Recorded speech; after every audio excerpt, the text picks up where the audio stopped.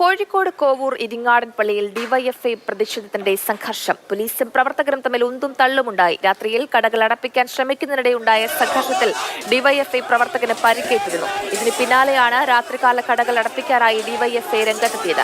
കോവൂരിൽ ലഹരി സംഘങ്ങളുടെ നാവും കയ്യുമാണ് പ്രശ്നമെങ്കിൽ ഡിവൈഎഫ്ഐ അത് വെട്ടുമെന്ന് കോഴിക്കോട് ജില്ലാ സെക്രട്ടറി പി സി ഷൈജു തുറന്നടിച്ചു.